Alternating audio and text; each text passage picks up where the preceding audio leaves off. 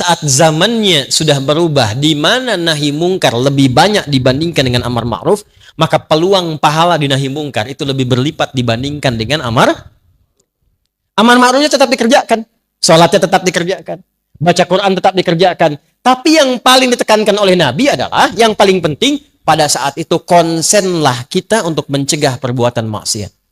Kalau ada pengajian yang mengarahkan pada aspek-aspek yang fatal secara agama, misal yang keras, yang melukai, bahkan sampai menghilangkan nyawa, itu cepat hilangkan, hindari, jauhi, hindari. Karena akan tiba, kata Nabi, satu bentuk pengajian-pengajian dalam bahasa hadisnya tentang hadis muflis. Ada orang yang kalau mendoktrinkan untuk melukai orang. Sampai puncaknya, wasafaka dama hadza. Ada yang menumpahkan darah membawa nama Allah. Hati-hati ya. Kalau ada yang ngajak perselisihan, ngajak sampai menumpahkan darah, itu hindari. Karena akan membuat kita bangkrut di hari kiamat. Dan sekarang terjadi. Saya berikan amalan dari Al-Quran dan hadis. Satu amalan yang kalau dikerjakan secara cepat akan merubah kita jadi lebih baik. Nah, kalau mau catat boleh. Amalannya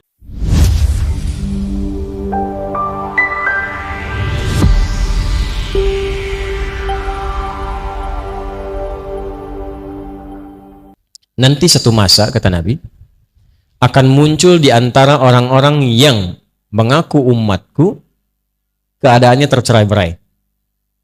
Sampai-sampai saking tercerai-berainya dipecah-pecah seperti hewan-hewan kayak semut atau hewan-hewan melata itu memperebutkan makanan. Kan kalau diperebutkan itu jadi terpotong-potong kan? Lihat komen pertama sahabat. Qala qailun minna, berkata satu di antara kami mengklarifikasi, ya Rasulullah, amin qillatin bina yauma idzin, ya Rasulullah, apakah pada waktu itu jumlah kita sedikit sehingga kok saling terpecah begitu? Apa kata Nabi? Bal antum yauma idzin katsir. Justru kalian itu pada waktu itu umat Islamnya itu lebih banyak dibandingkan dengan sekarang. Coba sensus. Zaman Nabi selesai tugas kurang lebih ada 12.000 sahabat. Sekarang di Indonesia saja umat Islam paling besar di dunia. Kalau 300 juta, misal 90%-nya Muslim, itu udah 270 juta. Jauh bedanya. Di Pakistan berapa?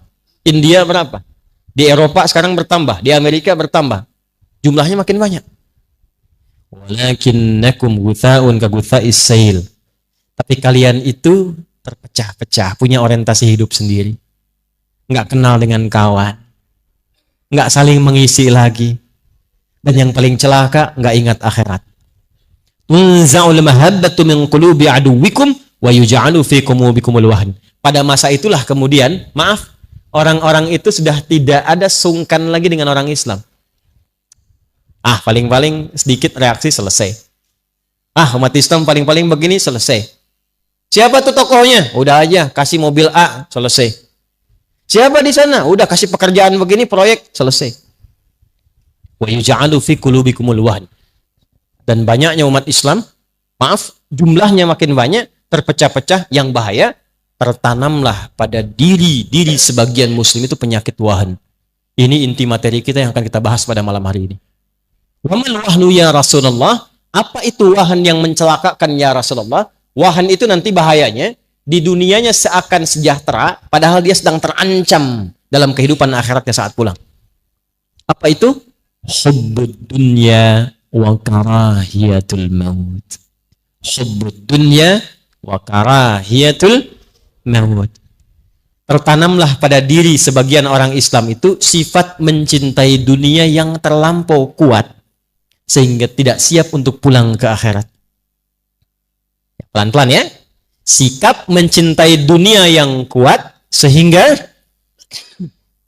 tidak memiliki kesiapan bekal yang cukup untuk pulang ke akhirat. Nih, gampangnya contohnya begini. Contoh. Maaf ya. Kalau sholat itu untuk dunia apa akhirat? Dunianya ada, tapi bekal utamanya untuk akhirat. Sholat itu ibadah ritual, berkahnya untuk dunia. Di antara berkahnya misal, tanha anil fahsya'i wal munkar. Orang sholat pasti merubah dirinya jadi lebih baik. Yang kedua, orang sholat akan lebih tenang hatinya. Itu berkahnya. Tapi manfaat sholat yang paling hakiki itu adalah persiapan bekal untuk pulang. Itu yang saat kita selesai sholat dituliskan pahalanya. Baru niat dituliskan pahalanya. 10 kebaikan. 27 derajat. Itu yang dimaksud 10, 27 itu apa? Itu bekal untuk pulang.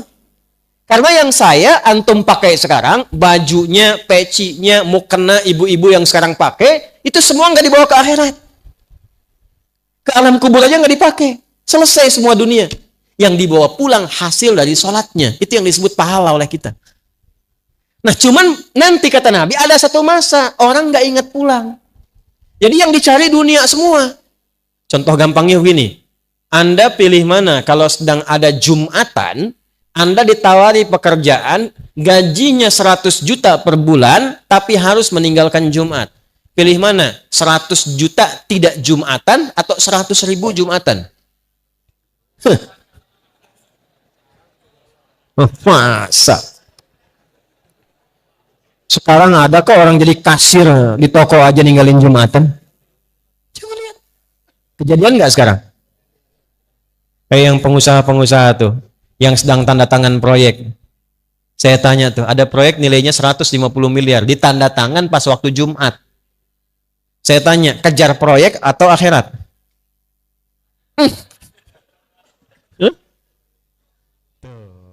Ini masalah kita. Kan tadi sudah kita sadar, dunia itu sudah terukur. Semua sudah diatur. Kita Jumatan pun gak kehilangan rezeki kita. Sudah teratur. Yang belum jelas itu adalah bekal kita untuk pulangnya. Maka dari itulah kita mesti belajar penting saat ini, apa yang harus dilakukan saat masa-masa itu tiba. Ya, nanti lebih dahsyat lagi saya tunjukkan hadis nabinya. Au kama qala Rasulullah sallallahu alaihi wasallam, sayati 'alaikum zamanun, akan tiba satu masa. Satu, lihat baik-baik. Taqarubus sa'ah atau taqarubuz zaman. Waktu semakin cepat diakses. Setahun kayak sebulan, sebulan kayak sepekan, sepekan kayak sehari, sehari kayak sekilatan. Terasa nggak sekarang? Kayaknya baru kemarin saya ke sini ternyata sudah hampir 11 tahun. Kayaknya baru kemarin. Ya. Yang kedua, saat waktu itu tiba, taqarubul aswaq, pasar bisnis mudah diakses. Dulu Anda ke pasar, pakai angkot, pakai ojek, datang ke situ belanja, lalu pulang. Sekarang klik handphone, datang barang. Kejadian nggak? Tapi saat masa itu tiba, kata Nabi, perhatikan, yantashirul kadzib dan tashirul fitan. Fitnahnya makin banyak, manipulasinya makin banyak, maksiatnya makin banyak. Akan ditemukan banyak hoax. Anda sulit membedakan mana yang benar, mana yang salah. Anda akan banyak menemukan bahkan yang maksiat muncul tanpa bisa kita sekat dan kita duga. Maaf, sekarang maksiat yang dulu jauh tak terlihat sekarang masuk ke saku masing-masing. Coba handphone yang sering diakses itu. Berapa gambar-gambar tak senonoh ada di situ? Berapa tayangan-tayangan yang tidak layak untuk dipandang ada di situ? Ya, berapa yang sekarang online yang dilanggar di situ? Judi online. Pinjaman online, serba online tapi maksiatnya ada di situ. Dulu maksiatnya offline, sekarang jadi online. Ada maksiat online sekarang, dulu nggak ada, offline semua, sekarang online. Kejadian nggak? Saat kita berada di masa itu, apa yang harus kita lakukan? Nah, ini adalah inti pembahasan kita di malam hari ini. Langkah-langkah strategis atau tips Al-Quran dan hadis mengatasi problematika di akhir zaman. Secepatnya. Satu. Langkah yang pertama, nanti di hadis lain, jika sudah masuk di era itu, maka berlatih setidaknya meninggalkan maksiat. Ingat ya, saya ulangi, berlatih meninggalkan apa? Maksiat. Islam itu sifatnya dua. Ada amar ma'ruf, ada nahi, dan dua-duanya berpahala. Ingat itu. Jadi pahala itu bukan amar ma'ruf saja. Sholat, amar ma'ruf. Baca Quran, amar ma'ruf. Tapi saat yang bersamaan, maaf, meninggalkan maksiat. Ada pandangan dari gambar yang tak bagus, kita palingkan, dapat pahala. Awas. Diajak oleh teman ke tempat yang tidak baik, langkahnya kita palingkan, dapat pahala. Ada tayangan tak bagus, klik. Misalnya, keluar hal-hal yang tidak baik, kita kemudian palingkan, dapat pahala. Saat muncul era di mana maksiat sulit dikendalikan dan lebih banyak dibandingkan amar ma'ruf, maka pahala nahi mungkar lebih banyak dibandingkan dengan amar ma'ruf. Ingat, saat zamannya sudah berubah di mana nahi mungkar lebih banyak dibandingkan dengan amar ma'ruf, maka peluang pahala di nahi mungkar itu lebih berlipat dibandingkan dengan amar ma'rufnya tetap dikerjakan, sholatnya tetap dikerjakan, baca Quran tetap dikerjakan. Tapi yang paling ditekankan oleh Nabi adalah, yang paling penting pada saat itu konsenlah kita untuk mencegah perbuatan maksiat. Gini. Sehari sholat berapa kali? Nah, itu masih standar. Nah, kan? Itu masih apa? Nah, itu fardu, sifatnya wajib. Lihat sini. Kalau sudah ada iman, sholat 5 waktu itu otomatis diminta oleh hati kita untuk dikerjakan. Allahu Akbar, Allahu Akbar. Cepat sudah azan. Nggak ada orang ingatan pun, hati kita karena punya iman, imannya mengatakan, cepat sudah azan, siap-siap. Pernah begitu? Jadi amar ma'ruf itu kalau sudah fardu, otomatis di hati kita begitu.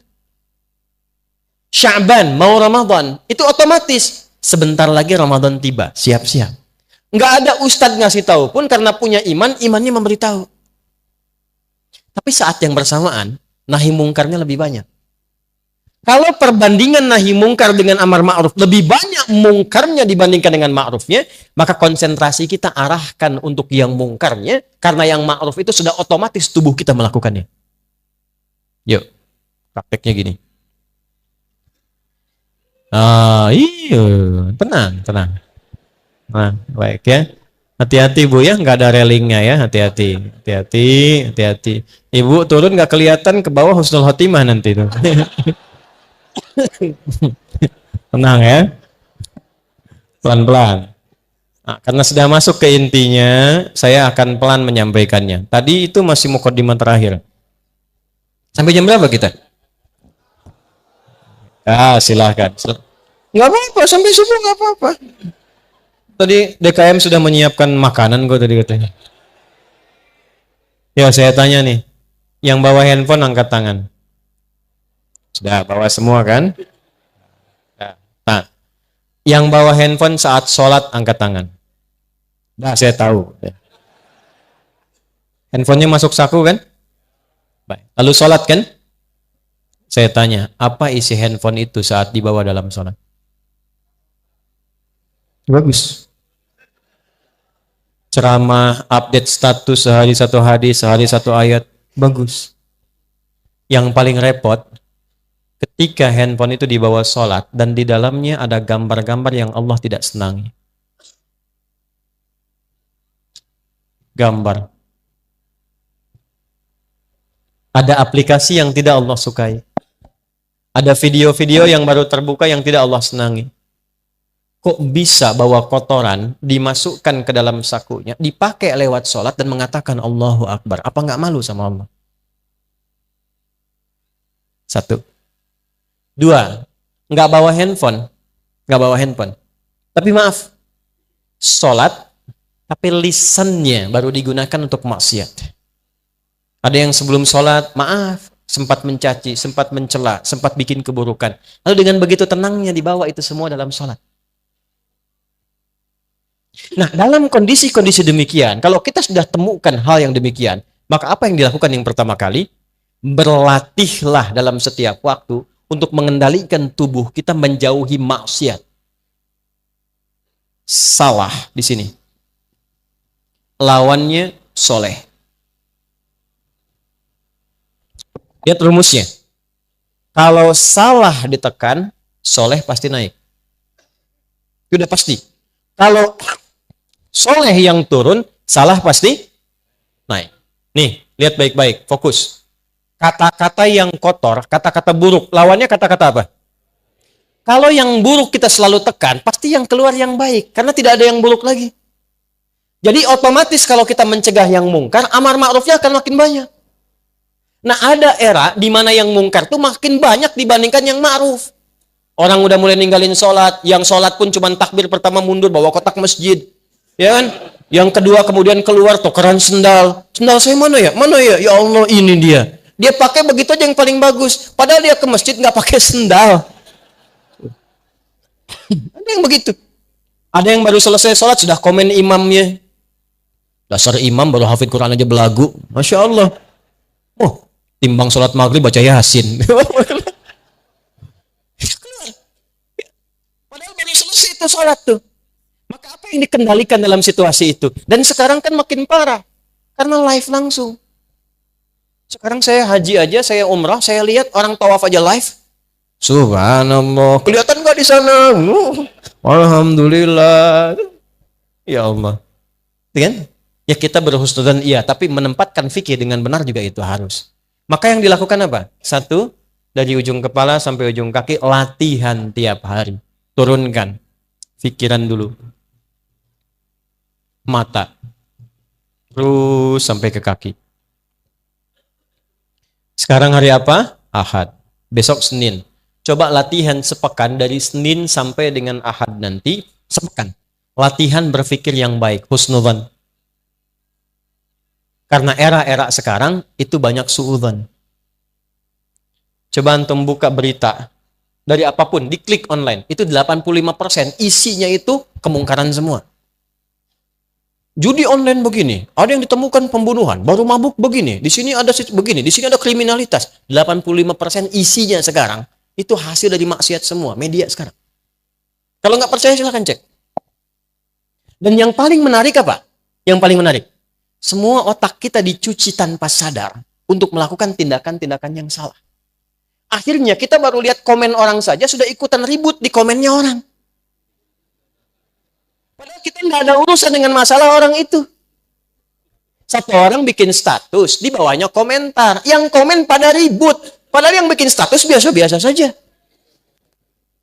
Satu kan? Maka apa yang dilakukan? Sepekan berlatih bagaimana husnudzon dalam kehidupan. Mulai dengan di rumah tangga dulu. Suami husnudzon kepada istri, istri husnudzon kepada suami. Ibu dan ayah husnudzon kepada anak, anak berprasangka baik kepada kedua orang tuanya. Lalu praktekkan. Jelas? Pekan keduanya, mata. Yuk latihan sepekan, atau bisa dipraktekkan berbarengan. Ini kan nggak susah, pikiran dengan mata. Maaf, ini sederhana tapi mahal. Dan pahalanya bisa jadi paling banyak di era kekinian. Sepekan, latihan memandang yang dibenarkan oleh Allah. Ayatnya Quran, kalau yang ini Quran surah 49 ayat 12, di Quran ada semua. Yang ini Quran surah ke-24 ayat 30 untuk laki-laki, 31 untuk perempuan. Latihan mata.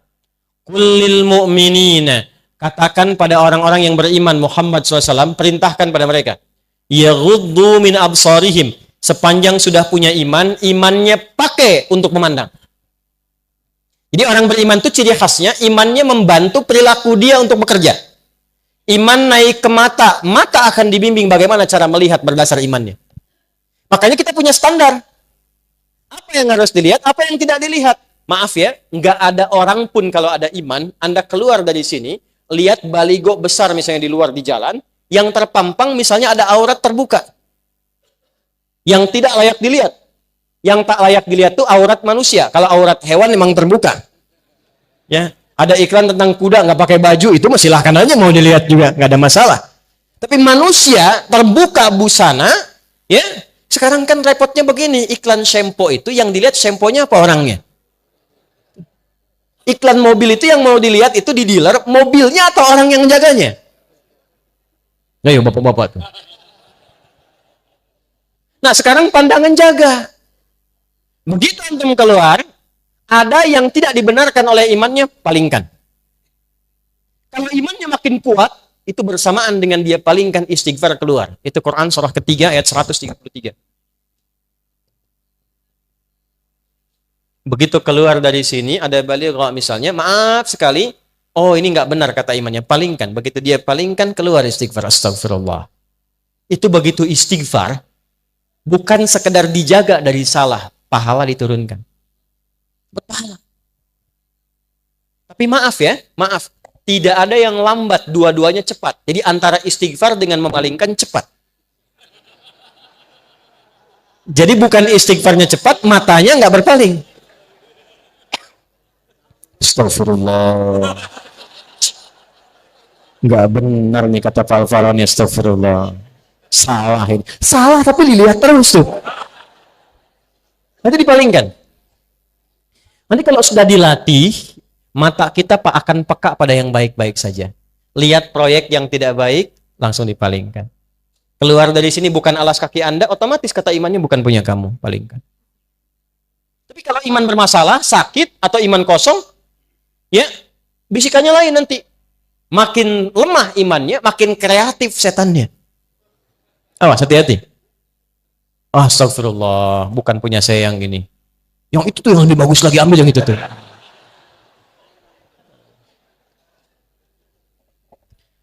Antum yang bapak-bapak nih, kalau buka status yang antum lihat istri orang apa istri sendiri? Ibu-ibu juga begitu. Saya sering lihat yang di IG saya yang komen ibu-ibu semua. Masya Allah ya Ustaz. Masya Allah. Ibu kalau komen ke status saya halus banget deh. Ke suaminya gimana tuh? Oh, Mas Bu, saya ini suami orang.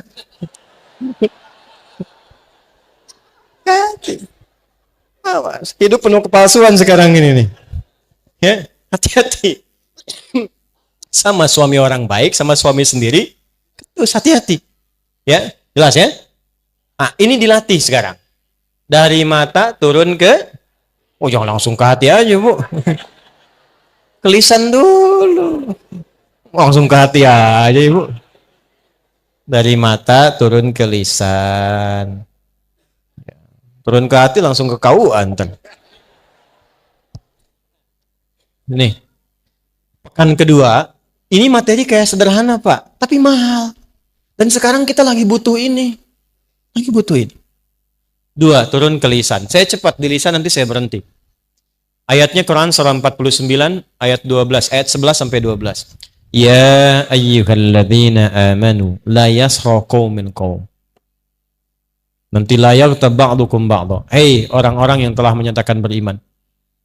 Ini saya cepat terjemahkan pakai ilmu nahu ya. Ya harfun nida, lida'il qarib mutawassit wal ba'id. Ya huruf penyeru untuk yang dekat, menengah dan jauh. Disebutkan sebanyak 361 kali dalam Al-Qur'an. Memanggil yang dekat, menengah dan jauh. Ketika ya disatukan dengan iman, seakan Allah ingin mengatakan begini. Hei semua yang telah menyatakan beriman. Dimanapun engkau berada, baik engkau merasa sedang dekat, menengah ataupun jauh dari Allah. Tapi engkau merasa beriman. Ayyuha disebutkan 150 kali dalam Al-Quran. Ayyunya munada menguatkan, haknya tanbih mengingatkan. Aku tegaskan, aku ingatkan, sepanjang engkau beriman. Alladzina disebutkan 1080 kali dalam Al-Quran. Menunjuk semua tanpa kecuali. Besar, kecil, tua, muda, laki-laki, perempuan, semua lintas profesi. Sepanjang engkau beriman, aku tak peduli siapa engkau. Engkau punya jabatan, punya pangkat, engkau hartamu banyak, engkau cukup, engkau rakyat, engkau pejabat. Kata Allah, aku nggak peduli.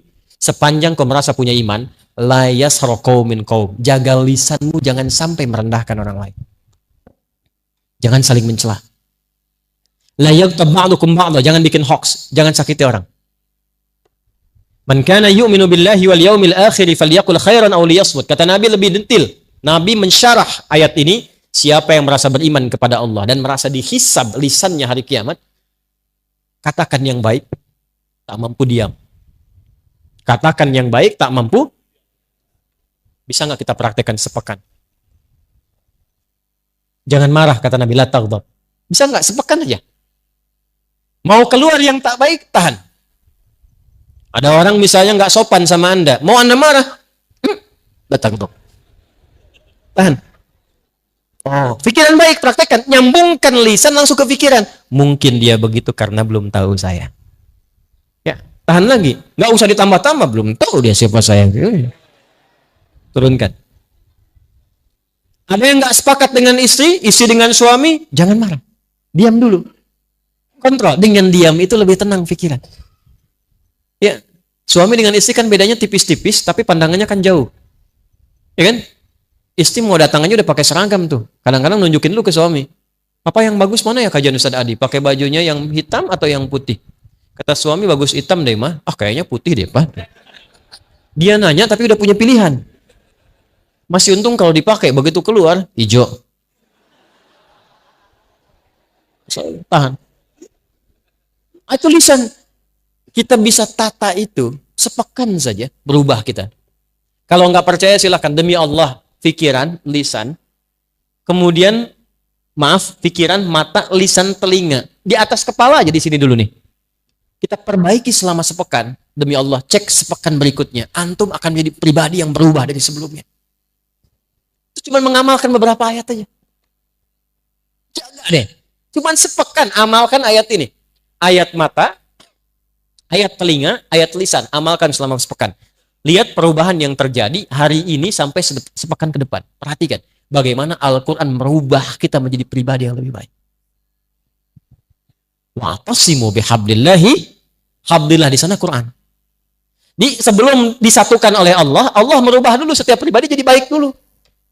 Karena kalau disatukan dalam keadaan yang kurang baik, bahaya juga. Baik dulu setiap hari, satu sampai ke ujung kaki. Nah, sekarang saya kasih rumus cepat. Saya berikan amalan dari Al-Quran dan hadis. Satu amalan yang kalau dikerjakan secara cepat akan merubah kita jadi lebih baik. Nah, kalau mau catat boleh. Amalannya asyam. Apa amalannya? Bukan asyab, asyam. Ya. Artinya puasa. Apa? Puasa. Satu-satunya amalan yang disiapkan untuk menambah amal soleh saat yang bersamaan mengikis amal salah. Cuma puasa. Anda kalau nggak percaya, besok Senin puasa tuh.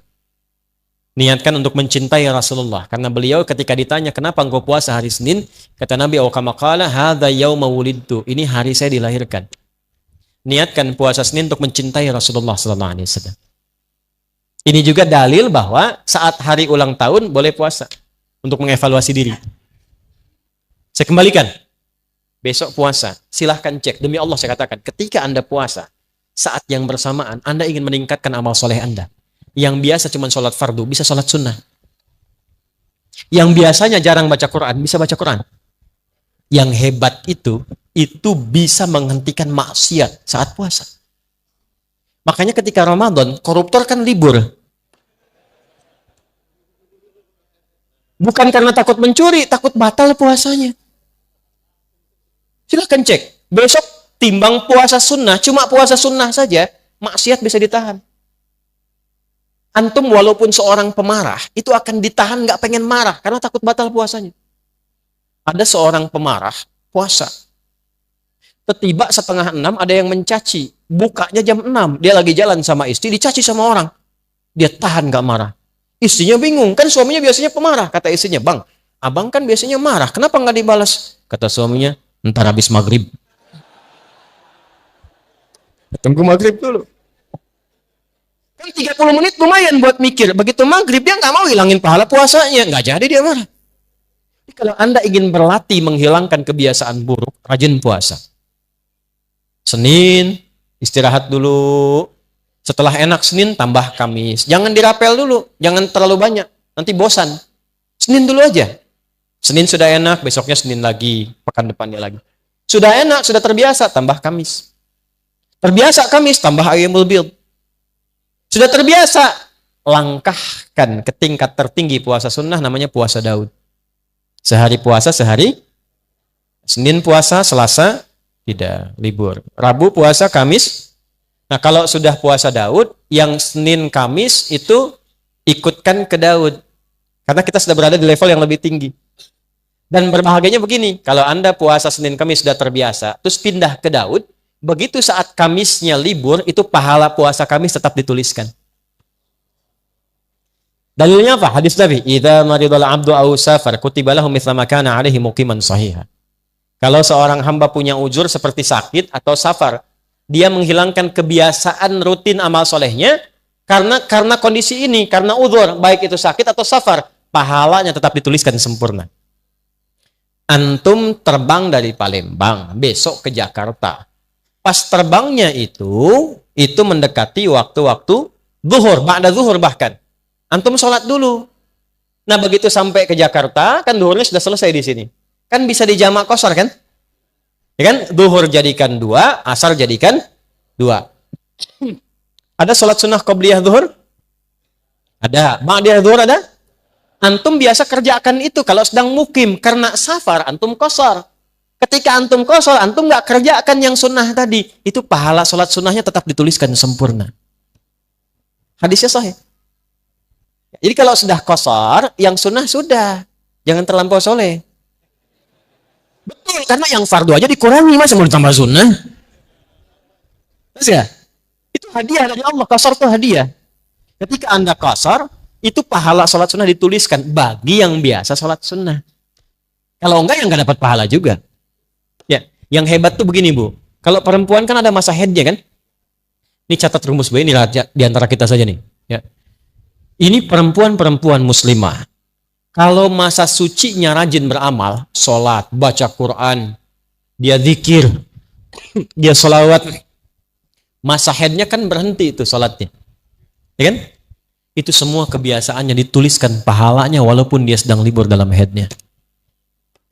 Maka saya nasihatkan pada muslimah dimanapun berada, dalam keadaan masa suci perbanyak amal soleh. Karena Anda akan mendulang pahala pada masa haidnya. Cepat, mumpung belum datang masa monoposnya. Kalau sudah tiba masa monopos, nggak ada bedanya nanti. Karena semua berjalan lagi. Nah, kembalikan pola ini kepada apa yang tadi kita bahas, teman-teman sekalian. Kembalikan. Susun ini dari awal sampai dengan akhir, ujung kepala sampai dengan ujung kaki. Berlatih ini dulu. Kalau mau cepat, puasa. Jelas? Oke, jadi setelah ini silahkan. Yang besok puasa Senin silahkan. Nyaman tambah Kamis. Jangan cepat-cepat ya. Senin dulu aja. Sampai nikmat dan konsisten Senin, pindah Kamis. Nikmat konsisten Senin Kamis, tambah Ayyamul Bid. 3 hari di pertengahan bulan. 13, 14, 15 Hijriah. Sudah konsisten, mau tambah, silahkan. Puasa Daud. Tolong diingat, saya penting ingatkan dulu. Yang ada cuman puasa Daud. Tidak ada sholat Daud. Subuh sholat, duhur tidak. Asar sholat, maghrib tidak. Tidak ada. Yang ada puasa tidak ada sholat nggak usah kreatif. Ya, tidak usah kreatif. Terlalu inovatif dalam persoalan ibadah bisa masuk kategori bid. Nah, cepat. Saya mau selesai. Kita 15 menit lagi selesai. 2. Kalau sudah konsisten menata diri jadi baik. 2. Perdalam ilmu pengetahuan. Penuhi majlis-majlis ilmu. Ya. Saya yakin insya Allah di Palembang ini, Sumatera Selatan pada umumnya, banyak guru-guru yang hebat-hebat, baik-baik ulama-ulama kita. Para tuan guru, ulama, habaib, dan sebagainya, penuhi majlisnya. Kalau bisa, saya usulkan begini. Masjid-masjid ini, itu bukan sekedar diikat dengan organisasi, ikatan antar masjid. Di DMI, Dewan Masjid Indonesia. Didaftarkan aja, tidak. Data, Pak, di sini wilayah ini ada berapa masjid. Setelah itu kerjasama. Bikin kajiannya itu yang terukur, difasilitasi jamaah. Jangan semua kajian sama. Nanti malah berlomba-lomba, sini kosong, sana penuh, pindah sini. Kadang-kadang begini, beda masjid jamaahnya itu aja. Kerjasama dengan masjid-masjid. Masukkan database jamaahnya. Misal, ada fikih yang pokok dulu. Fikih sholat, fikih zakat, fikih misalnya haji umrah. Ibadah ada di Masjid Baitur Rahman. Nanti fikih-fikih yang sosial misalnya, ini di masjid yang sebelahnya. Fikih-fikih yang membahas tentang aspek-aspek kehidupan muamalah, masjid sebelahnya. Database ustadznya dimasukkan, informasikan, saling kemudian mengingatkan. Jamaah Baitur Rahman disampaikan. Bapak Ibu jamaah sekalian, hari ini kita punya kajian fikih salat. Nanti setelah insya Allah di depan masjid kita itu ada ustadz hebat. Ulama hebat akan bahas fikih zakat. Yang ingin tahu tentang zakat, silahkan ke sana. Itu caranya. Perdalam majlis ilmu dengan cara belajar 3 hal. Karena sekarang zaman fitnah. Awas, hati-hati. Hati-hati. 3 ini tidak kita dapati, problem akan muncul. Sesama muslim bisa saling celah. Yang bahaya masjidnya kosong. Cuma gara-gara kunut, yang satu kunut, yang satu tidak, nggak pada ke masjid. Padahal yang salah itu yang tidak sholat subuh. Yang paling celaka begini. Yang ngimaminnya yang kunut, imam, makmumnya nggak ikut. Itu bahaya. Atau sebaliknya, yang imamnya yang tidak kunut, makmumnya sujud sahwi. Kaidahnya kan begini, kaidahnya kata ini Nabi yang sampaikan, bukan saya. Innama ju'ilal imamu liyu'tamma bihi, fa qira'atul imam qira'atul ma'mum. Imam itu dijadikan kata Nabi supaya diikuti. Jadi kalau imam ruku, makmum ruku, imam sujud, makmum sujud, imam baca kunut, makmum ikut kunut. Syekh Ibnu Shalih Al-Utsaimin itu mufti. Ilmunya luar biasa, mazhabnya Hambali. Beliau nggak kunut yang subuh. Tapi apa fatwanya? Kata Syekh Utsaimin, kata beliau, fatwanya, jika ada imamnya kunut, maka makmum yang tak sama paham kunut pun mengaminkan di belakangnya. Allahumma hdina fi man hadait, amin. Wa'afina fi man afait, amin. Bukan sebaliknya. Allahumma hdina fi man hadait, bid'ah. Kejadian nggak sekarang? Oh. Nah, saat terjadi yang seperti itu, maka apa yang dilakukan?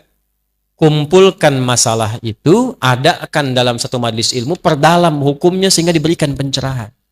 Di sini ustadz-ustadz kompak, ulamanya kompak, berikan pencerahan, jangan ditanamkan fanatisme sehingga terjadi perpecahan. Caranya begini misal nih, Bismillahirrahmanirrahim itu ada 4 cara, hadisnya 70 kurang lebih. Semua dari Nabi. 1, baca jahar. Bismillahirrahmanirrahim. 2, silent, sir. Bismillahirrahmanirrahim. Alhamdulillahi rabbil alamin. Yang kedua itu silent. Kalau silent, nggak usah ditempel di mic untuk dikeraskan. Bismillahirrahmanirrahim. Alhamdulillahi rabbil alamin. Kalau Anda tempelkan di mic untuk diberitahu, itu jahar namanya, Joni. Jahar. Silent cukup kita sendiri yang dengar. 3, tidak dibaca sama sekali, langsung hamdalah. Alhamdulillahi rabbil alamin. Ar-Rahmanir-Rahim. Maliki yaumiddin. 4, dibaca rakaat pertama jahar dari Abu Hurairah hadisnya. Rakaat kedua nggak dibaca sama sekali. Jadi kalau subuh rakaat pertama jahar. Bismillahirrahmanirrahim. Alhamdulillahi rabbil alamin. Rakaat keduanya langsung hamdalah.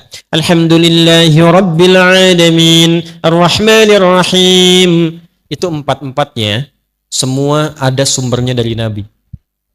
Dan ada latar belakangnya. Kenapa Nabi nggak baca bismillah? Kenapa dijaharkan? Kenapa disirkan? Itu ada semuanya, ada sejarahnya, ada dalilnya, ada latar belakangnya. Nah, tugas para ustadz, kalau ingin menempatkan yang diperselisihkan itu, kumpulkan bahasan itu, namanya fikih ikhtilaf. Dibahas semua referensinya sehingga jamaah paham. Jelaskan, kalau tidak pakai bismillah, jalur hadisnya ini. Kenapa nggak pakai bismillah? Kejadiannya begini. Karena waktu itu belum turun bismillahirrahmanirrahim. Nabi pakainya alhamdulillahirrahmanirrahim. Setelah Quran banyak turun, Ibnu Abbas radhiyallahu ta'ala anhuma, anak kecil tanya pada Nabi, ya Rasulullah, ini di Quran tuh nyambung semua surat. Ini ke sini. Al-Baqarah nyambung Ali Imran. Ali Imran ke An-Nisa. Tidakkah Allah menurunkan pemisah? Ayat yang memisahkan antara surat sehingga tidak diduga kemudian hari suratnya nyambung semua. Maka turunlah secara terpisah Bismillahirrahmanirrahim. Sejak turun itulah Nabi kemudian baca Bismillahirrahmanirrahim dengan 3 cara. Yang tadinya nggak baca dikeraskan kadang-kadang Bismillahirrahmanirrahim. Baca di silent, baca rakaat pertama, selanjutnya tidak. Yang awalnya nggak dibaca sama sekali, 4 riwayat. Semua jalurnya ada. Keempat-empatnya ini namanya manhaj. At-tariqul wadih, jalan yang tersambung pada Nabi, cara baca bismillah. Tapi kan nggak mungkin baca 4-empatnya dalam satu kali sholat. Imam Masjid Baitur Rahman ingin baca bismillah dalam sholat subuh, komplit sunnah Nabi. 4-empatnya dia baca. Bismillahirrahmanirrahim. Bismillahirrahmanirrahim. Tidak dibaca sama sekali. Dia mesti pilih salah satu. Makanya imam-imam besar pun, Imam Abu Hanifah pilih satu. Aku nggak baca bismillahnya. Diikuti Imam Malik. Imam Syafi'i mempopulerkan yang ada jahrnya. Ya, Bismillahirrahmanirrahim. Supaya umat paham. Ada riwayat lain. Dan fikih Syafi'i itu senang pahala. Sepanjang ada dalil, pasti ada pahalanya. Daripada nggak dapat, saya dapatkan. Imam Ahmad datang muridnya Imam Syafi'i. Lahir 163 Hijrah. Kata Imam Ahmad, saya pilih yang sir untuk mempopulerkan. Ini nggak ada sudah, yang ada sudah, yang belum tahu itu yang bisa disirkan. Maka ketika mereka memilih, apa yang cenderung mereka pilih? Cenderung pada sesuatu, bahasa Arabnya madzhaba ilaihi. Karena kepanjangan disingkat mazhab. Maka di sini kita kenal pilihannya Imam Syafi'i, mazhab asy-Syafi'i. Pilihannya Imam Ahmad, mazhab Hambali. Pilihan Imam Abu Hanifah, mazhab Hanafi. Pilihan Imam Malik, mazhab. Nah, mazhab itu bukan kelompok-kelompok. Dan semua kita itu kalau ngaji sekarang, itu sanadnya akan tersambung ke mazhab tadi. Kenapa? Karena Nabi itu singkatnya gini, Nabi ngajar ada sahabat. Sepeninggal Nabi, sahabat ngajar. Semua diajarkan. Itu zaman Nabi, zaman sahabat, zaman tabi'in, mereka punya kekuatan untuk mengingat. Dan hebatnya hafalan mereka di dalam kepala. Karena orang sekarang hafalnya di luar kepala. Di luar kepala itu belum hafal. Mereka itu hafalnya di dalam kepala. Nah, bertambahnya masa, berubah eranya, berkurang ingatannya. Karena orang dulu tuh maksiatnya sedikit. Jaga maksiatnya banyak, dijaga. Sehingga berkahnya apa? Kekuatan ingatannya panjang. Sekarang tantangan maksiatnya banyak. Dan ingat, maksiat itu salah satu penyebab utama mengurangi kemampuan untuk menghafal. Saya punya teman, hafal ribuan hadis. Masuk bioskop. Keluar, hilang semua hafalannya. Saya nggak tahu apa yang ditonton. Pulang keluar dari situ, hilang semua hafalan. Ingat, maksiat menghilangkan keberkahan. Imam Syafi'i ngadu kepada gurunya Imam Waqi. Syakautu waqi'an an su'i hifdhi fanasahani an atrukal ma'asi faqala al-ilmu nurun wa nurullahi la yunzal lil 'asi. Saya mengadu kepada guruku Imam Waqi tentang buruknya hafalanku. Kebayang nggak buruknya hafalan Imam Syafi'i? Mungkin beda titik, beda koma. Kata Imam Waqi gurunya, tinggalkan maksiat karena maksiat itu mencegah cahaya ilmu dari Allah masuk dalam kalbumu. Balik ke sini teman-teman sekalian, fokus baik-baik. Kembalikan ke kita di sini, apa yang kita lakukan? Kumpulkan yang tadi itu, ulama dulu banyak mengingat, tapi masa setelahnya kan banyak membaca. Mengingatnya kurang, kemampuan menurun. Maka ada 4 bintang ulama yang menyalin hafalannya dalam kitabnya. Kalau orang sekarang, kitab orang disalin begini, dihafalin. Ulama dulu dihafal dulu, hafalannya nyalin kitab. Kitab tuh disalin dengan hafalannya. Hafal, salin kitab. Sekarang kan kitab ada, dihafalin. Kan? Maka 4 bintang itu, satu Imam Abu Hanifah An-Nu'man yang wafat tahun 150 Hijrah. Kedua Imam Malik bin Anas yang lahir tahun 94 Hijrah. Yang ketiga Imam Syafi'i yang lahir tahun 150 Hijrah.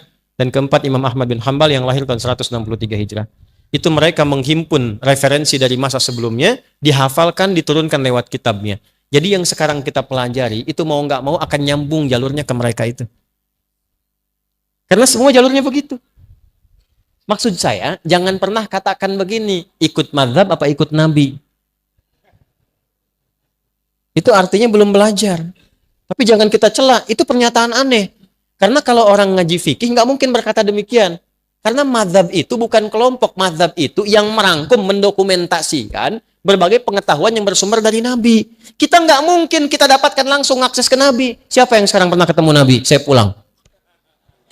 Nggak ada. Nih, Anda belajar sholat dari mana? Nggak mungkin langsung dari Nabi. Oh, tadi saya ketemu Nabi, mimpi kok diajarin begini. Nggak bisa.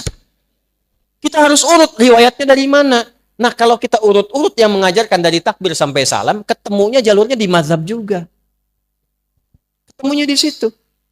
Dari mana taunya bismillah dijaharkan? Pernah ketemu Nabi? Tidak. Diurut sipulan sampai ke Asy-Syafi'i. Asy-Syafi'i menerima dari gurunya sipulan sampai ke Nabi. Urutan itu disebut dengan sanad namanya. Di Sahih Muslim ada babul isnad di muqaddimah. Babul isnad minad din. Jadi urutan dalam penyampai riwayat itu termasuk dalam agama. Jadi kalau salah menerima ilmunya, bisa salah ibadahnya. Nah, kita punya itu dalam Islam. Nah, dalam hal yang ada perbedaan, yang tidak sama, belajar caranya supaya tidak saling menjatuhkan. Tidak saling mencela dan merasa benar sendiri. Padahal mungkin orang lain punya alasan yang berbeda dengan kita, cuma sumbernya kembali ke Nabi.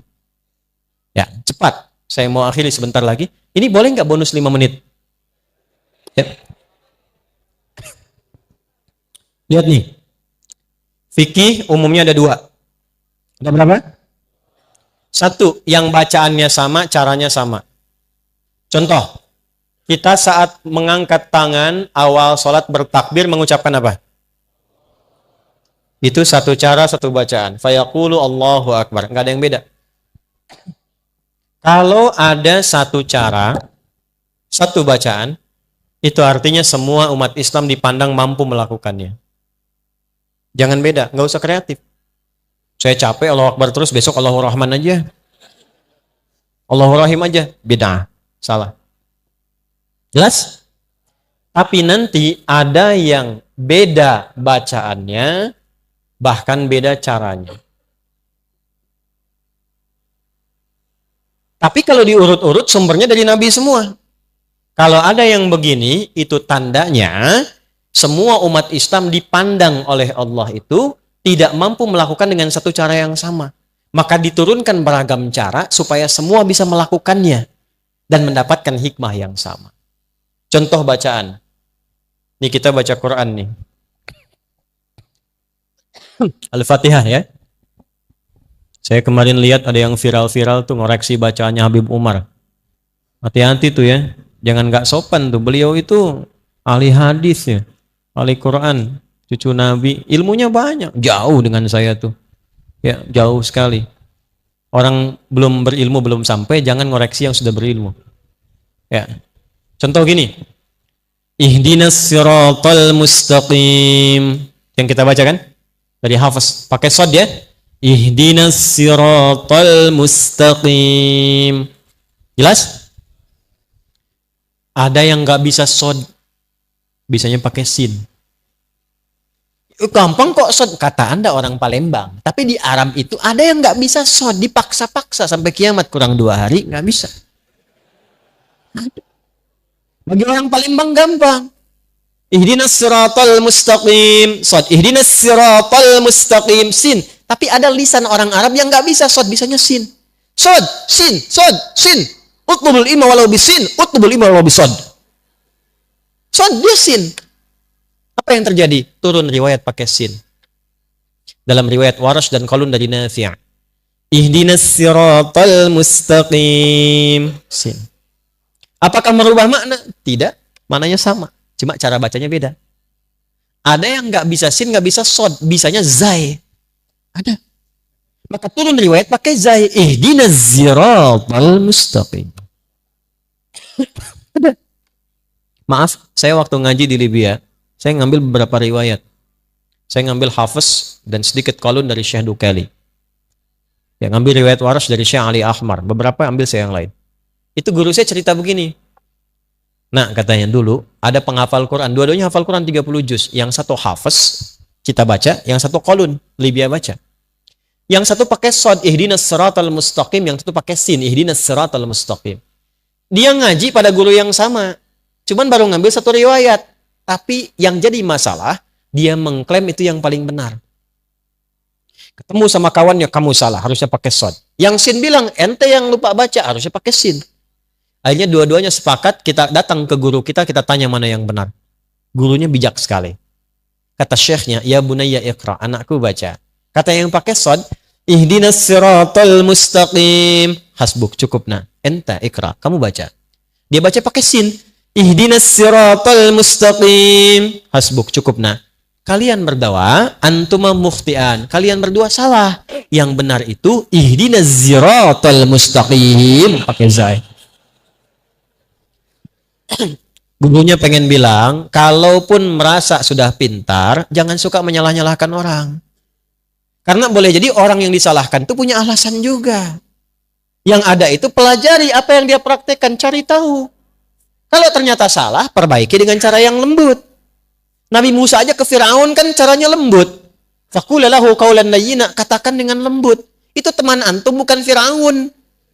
Antum pun tidak lebih soleh dibandingkan Musa. Antum bukan Musa, dia bukan Firaun. Kenapa antum kasar? Hah? Kenapa harus saling mencela? Ini yang paling hebat. Ada yang nggak bisa A, bisanya pakai terus. A, anta, ente, anak, ane. Ada begitu, madrasah. Itu imalah. Di Arab banyak. Sekarang kayak di Syria, di Palestina, Afrika sebagian pakai semua. Mungkin Betawi dari situ sana dia. Bijaknya Allah, diturunkan Al-Quran bisa dibaca pakai E. Wadduha, kita. Yang itu, wadduha, wallaili idha saji, ma wadda'aka rabbuka wa ma qali, walalakhiratu khairul laka minal uli, walasawfa yu'tika rabbuka fatardi. Antum ketawa. Saya baca wadduha di kalangan masyarakat yang wadduha. Ketawa dia. Karena dia biasa pakai Itu namanya lahjah. Karena kita nggak bisa paksa lisan orang. Kita bilang, orang Palembang bilang sepeda. Mampir ke Medan, kata Medan, sepeda. Sepeda dengan sepeda, barangnya sama nggak? Itulah perbedaannya. Beda tuh. Jelas? Oke, jadi kalau ada yang demikian, pelajari. Jangan saling mencela dulu. Ada yang gerakan, ada yang bacaan dan gerakan, seperti kunut misalnya. Pelajari. Kenapa ada kunut? Sebelumnya ada atau enggak? Apa putusan nabinya? Bagaimana kemudian membacakannya? Dan seterusnya, sehingga adem kitanya. Nah, nanti kenapa? Karena akan muncul satu masa, sesama muslim saling menyalahkan. Ini saya tuh paling tidak nyaman kalau ada orang ngaji Qur'annya sama, nabinya sama, tapi setelah itu saling menyalahkan. Dan yang paling saya khawatirkan adalah begini, menyimpulkan bahwa itu yang paling benar, yang lain salah. Itu bahaya. Sebab ketika yang dipelajari itu salah, tidak ada yang mampu didengar dari yang membenarkan. Itu bahaya. Ada di antara jamaah kami, menyekolahkan anaknya di satu sekolah. Begitu diwawancara, pewawancaranya nanya begini, untuk diterima di sekolah. Padahal masih sekolah kecil, TK ke SD, SD begitu. Orang tuanya ngajinya sama ustadz siapa? Begitu disebutkan Ustadz Adi, beda manhaj, nggak bisa. Waduh, gimana ini? Padahal kita belum pernah bertemu dengan orangnya. Belum pernah tahu apa yang dimaksudkan. Tidak ada masalah dan tidak boleh mencela. Tidak boleh kita berprasangka buruk juga. Yang saya khawatirkan adalah begini. Anda menghukumi sesuatu yang tidak Anda ketahui, maka kalimat itu mencari pemiliknya. Beda manhaj itu artinya beda keyakinan. Karena manhaj itu semua yang bersumber dari Nabi. Kalau beda manhaj artinya beda keyakinan, bahaya itu. Beda mazhab pasti nggak ada masalah. Beda manhaj itu bahaya. Apalagi kalau dipanggil sudah nggak salam. Assalamualaikum akhi. Beda manhaj. Bahaya. Maka bagaimana rumusnya? Pelajari. Saya tidak mengajarkan Anda untuk saling mencela orang lain. Kalaupun ada yang begitu, jangan dicela. Jangan dicela. Tapi kita tetap terbuka dengan senyuman dan baik, pelajari sehingga semua membuat mengerti. Yang enak tuh begini, guru mengajarkan, kita tidak kunut misal. Dalilnya ini. Kalau ditemukan teman kita kunut, dalilnya yang ini. Jadi hargai mereka yang kunut. Jelas? Kita bacanya jahar. Kalau Anda menemukan yang tidak jahar silent, ini dalilnya. Jangan kaget kalau ditemukan. Enak kalau begitu. Saya di Masjidil Haram, tugas tahun 2010. Bi'sah penerima jemaah haji. Jemaah haji pertama datang pas sholat isya, imamnya Imam Syekh Sudes. Begitu sudah takbir, Allahu Akbar. Ini saya masih ingat betul sampai sekarang. Berarti sudah 13 tahun peristiwa itu. Allahu Akbar. Silent. Bismillahirrahmanirrahim. Alhamdulillahi Rabbil Alamin. Itu komentar pertama makmum di samping saya. Iki imamnya Muhammadiyah tuh katanya. Muhammadiyah cabang Masjidil Haram. Jadi saya tidak ingin ada kesimpulan lagi kalau yang kunut NU, yang tidak kunut Muhammadiyah. Sejak kapan itu di zaman Nabi sudah muncul? Tidak ada. Muhammadiyah hormati, NU hormati, kompak semuanya jadi seorang muslim yang baik. Sepakat? Terakhir, praktekkan itu, hanya jangan jadi teori saja. Jadi keluar dari masjid ini besok-besok, Pak Najib, Pak Edi, dan yang lainnya, ini jamaah didata nih. Nanti ustadz-ustadznya pun masukkan database. Ada siapa saja ustadz di Palembang? Masukkan. Nanti masjid didata. Kompak, ketemu dengan sesama masjid, susun jadwal. Ustadz Fulan di sini, Habib Fulan di sini, segini. Materinya ini, rekomendasikan ke jamaah. Bikinlah aplikasi untuk saling melengkapi. Nah, nanti dari masjid ini ikatannya bikin aplikasi. Aplikasi sahabat masjid, misal. Ya? sahabat masjid. Ada apa di dalamnya? Bukan cuma tentang waktu sholat, waktu taklim. Jamaahnya yang UMKM masukkan ke situ. Yang pengusaha beras masukkan, yang tukang sayur masukkan, tukang baju masukkan. Jadi sesama jamaah kalau mau pesan sesuatu antar jamaah lagi, hiduplah di situ ekonominya. Kalau sakit tahu dokter ada jamaah, begitu ketemu tahu database-nya, tidak perlu ke rumah sakit. Tanya resepnya apa, dapat alhamdulillah. Kecurian ketemu jamaahnya di sini ada polisi, tinggal sampaikan diproses, alhamdulillah balik lagi. Kalau bisa begitu, itulah yang dimaksudkan nilai-nilai keislaman yang hadir dalam satu saf. Innamal mu'minuna ikhwah. Jadi itu yang kita bahas seperti sederhana, tapi insya Allah kalau kita istiqamah sampai dengan wafat, mudah-mudahan dengan itu kita dimuliakan oleh Allah Subhanahu. Saya simpulkan malam hari ini satu, latihan menghindari maksiat. Siapkan satu-satu listnya dari mata sampai ujung kaki dan amalannya. Yang kedua, latihan untuk mendalami pengetahuan yang sekiranya ada yang beda-beda. Jadi kalau penasaran jangan langsung menyalahkan, cari dulu ilmunya. Karena sekarang musim-musimnya saling menyalahkan, hati-hati. Ya, maaf, tambahan. Kalau ada pengajian yang mengarahkan pada aspek-aspek yang fatal secara agama. Misal, yang keras, yang melukai, bahkan sampai menghilangkan nyawa, itu cepat hilangkan. Hindari. Jauhi, hindari. Karena akan tiba, kata Nabi, satu bentuk pengajian-pengajian dalam bahasa hadisnya tentang hadis muflis. Ada orang yang kalau mendoktrinkan untuk melukai orang. Sampai puncaknya, wasafaka dama hadza. Ada yang menumpahkan darah membawa nama Allah. Hati-hati ya. Kalau ada yang ngajak perselisihan, ngajak sampai menumpahkan darah, itu hindari. Karena akan membuat kita bangkrut di hari kiamat. Dan sekarang terjadi. Saya bermohon pada Allah supaya tidak terjadi lagi yang demikian. Ya.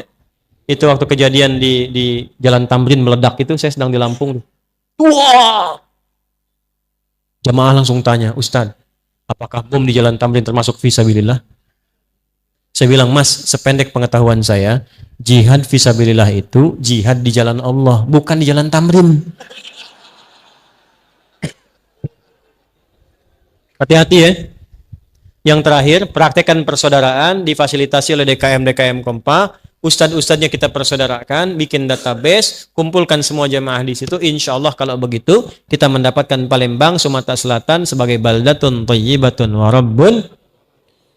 Allahumma taqabbal minna innaka antas sami'ul alim. Wa tub 'alaina innaka antat tawwabur rahim. Allahumma ya Allah, inna nas'aluka khairan ma sa'alaka rasulukal Mustafa nabiyuna Muhammad sallallahu alaihi wasallam wa na'udzubika min kulli ma ista'adza bika anhu rasulukal Mustafa habibuna Muhammad sallallahu alaihi wasallam. Ya Allah, kami mohon kepadamu segala kebaikan yang pernah dimintakan oleh Rasul Nabi Muhammad sallallahu alaihi wasallam dan berlindung kepadamu dari segala keburukan yang diperlindungkan kepadamu oleh Nabi Muhammad sallallahu alaihi wasallam. Rabbana la tada' lana fi maqamina hadza wa fi kulli maqamin dzamban illa ghafartah. Ya Allah, kalau ada pelaku maksiat, pendosa yang hadir di malam hari ini di pengajian ini, jangan biarkan ia pulang kecuali Engkau telah ampuni seluruh dosa-dosanya. Menerima tobat dari perbuatan maksiatnya. Wala hamman illa farajtah, ya Allah, bila ada di antara jemaah yang datang membawa kegelisahan, jangan biarkan ia pulang kecuali Engkau telah tenangkan keadaan hatinya. Wala asiran illa yassartah, ya Allah, jika ada di antara jemaah yang datang membawa kesulitan, maka mohon dengan keikhlasannya angkat dan hilangkan kesulitannya.